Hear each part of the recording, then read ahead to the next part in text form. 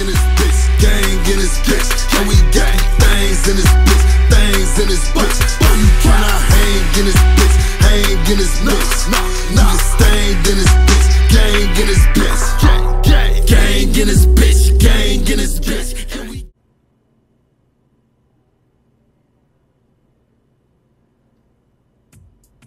What a life, eh, freak? 1 minute you're playing 21 and horse on the courts in Harlem, and the next moment you're in the showroom, configuring the gunmetal and graphite exterior of your luxury car and your iPad mini. Oh, I bet you get a crazy crowd when you drive that car around the block in the old neighborhood, huh? Yeah, I'm living the dream. Bad pandemonium, but folks from back around the way are real proud of me. Yeah, I hear you.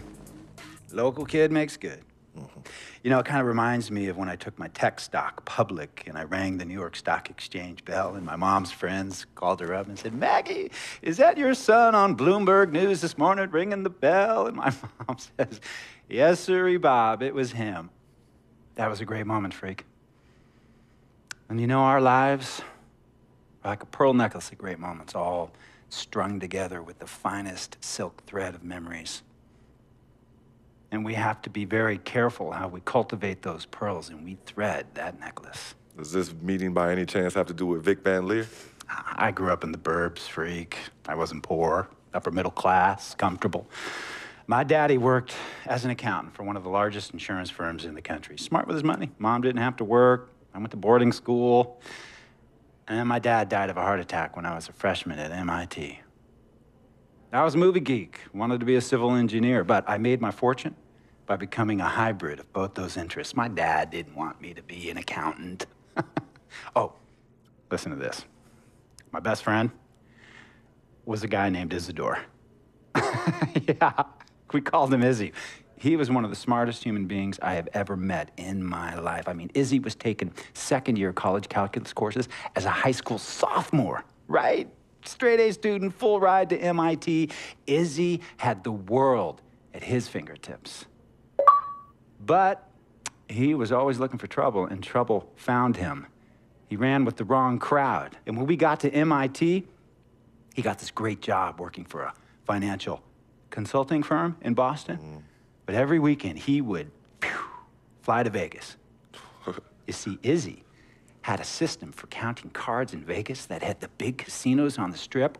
Oh, stymied. He would come back to MIT with suitcases filled with $200,000 in cold cash. What? Yeah. So your man Izzy was getting hit off like that? Like a fat rat in a cheddar cheese factory, freak. Okay, so what happened to this dude Izzy, because he's dope? No, not dope. Dead. After he'd been missing for 3 weeks, the Nevada State Police never found hide nor hair of Isidore. And our friendship took a hit when he asked me to hang out with him in Vegas, and I said I wouldn't do it because I knew he was on a dark and twisted path in his life. And yes, he was my dude. But no way was I gonna throw my life away trying to show my loyalty to a guy who really and truly didn't understand what loyalty was all about. So this meeting is about Vic. Correctamente. Okay, well, sir, Vic isn't Izzy. And why's that, freak? Well, for one thing, you and your dead friend Izzy didn't grow up poor. Me and Vic grew up in a neighborhood where we had to look over our shoulder every 2 seconds to make sure nobody was going to walk up on us and rob us. True. Izzy and I did not grow up in the hood. But we, like you, thankfully grew up in a 2-parent household. But even that wasn't enough for Izzy. He wasn't satisfied. He was always looking for a 5-alarm fire when he already had the warmth and comfort of a loving family. This is not about class warfare, freak. This is about the consequences of making bad choices and risking it all when you feel like you have nothing to lose. Vic is like a brother to me, sir. But you shouldn't be Brother Vic's keeper, freak. Would a brother go looking for trouble and put your career and your livelihood at risk by getting into fights at nightclubs and seedy after-hour joints and then scream to the media, "Yeah, it's all good, I'm an FOF, friendo freak. It's all misunderstanding.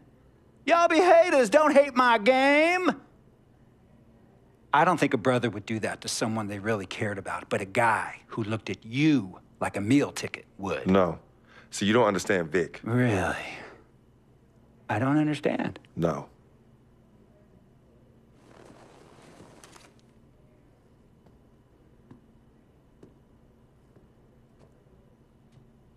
Look, man, it was a misunderstanding with the guy in the next VIP booth.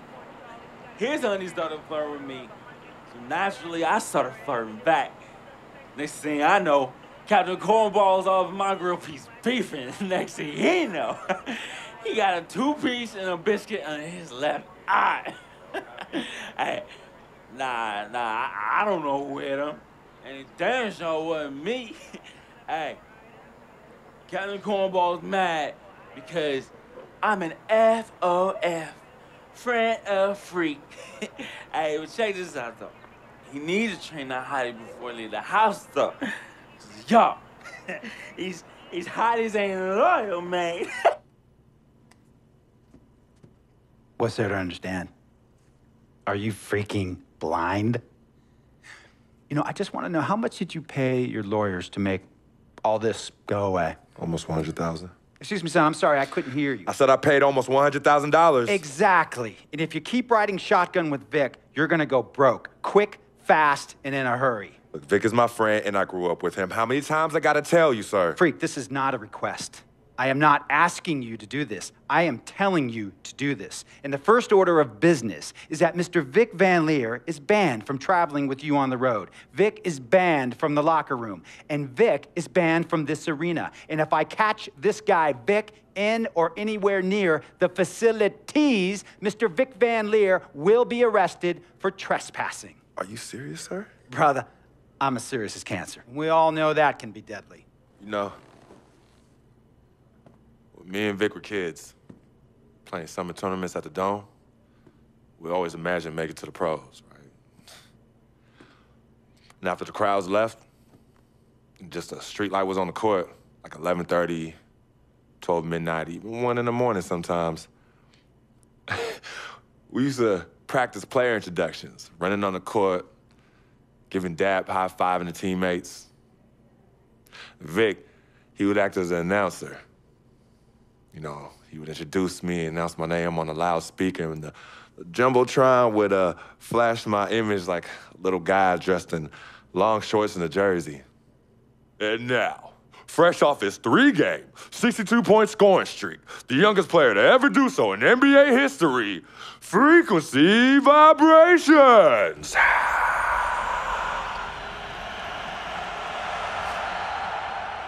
So me and Vic would sit in those empty bleachers at the Dome and dream like nobody's business. And now I'm living a dream.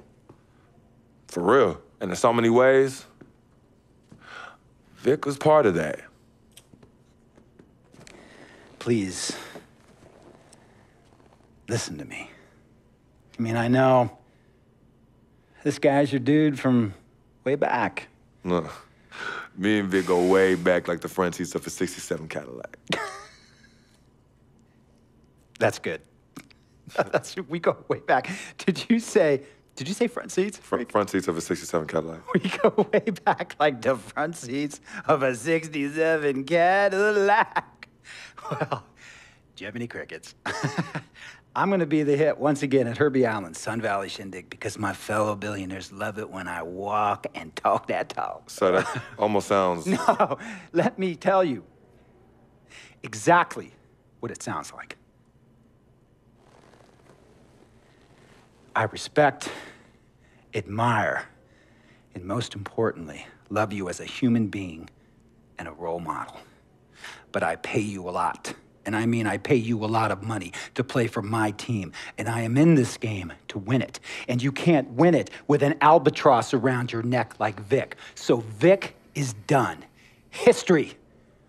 And here's some more lingo that I picked up from a former megastar who used to play for me several seasons ago. Thought I would never release him until I did. And now he's the 6th man on a struggling team in Venice. And yeah, I'm talking Venice with the canals and the gondolas and Harry's Bar, not the street ballers next to the fortune tellers on the beach in Cali. This guy used to tell me when he thought there was a player destroying our team, don't be a hero, cut that zero. And that is what I am telling you about Vic, freak. Don't be a hero, cut that zero. The only thing Vic brings into your life is headache and unwanted and unnecessary negative attention, and it will begin to affect your mindset. And when it affects your mindset, it's gonna affect your play. And when it affects your play, it's gonna affect my team. And when it affects my team, it's gonna affect my money. And if it affects my money, Google Translate will become your new freaking friend. I want a championship ring, freak, and I want you to help me get that ring. And banners after banners hanging from the rafters in this arena. So, freak, hear me clearly and hear me good. VIC, Vic, gotta go!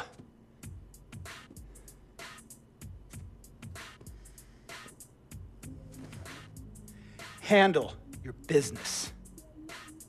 And remember, that contract you signed contains a morality clause, a very important clause that revolves around your conduct on and off the court, and how it can negatively impact my team. Now, I don't want you to have to learn Italian or Croatian as a second language. And hey, playing pro ball overseas, there's nothing wrong with that. But the arenas are nothing like this, nor will the money be the same. And on top of all of that, this is the US of A, the greatest freaking country in the world. Ask yourself, is Vic worth all that? Think about it. Think long, think wrong. He has his bad rap. It's not, and I understand some of his judgments might shadow his actual character. He's not that at all. Man, Vic, let me tell you something. We have love for each other. We're brothers. Blood couldn't make us any closer at all. I mean, he has so much loyalty to me and to my family. You could see even Cece, has issues with him, but he still loves her. He still loves her.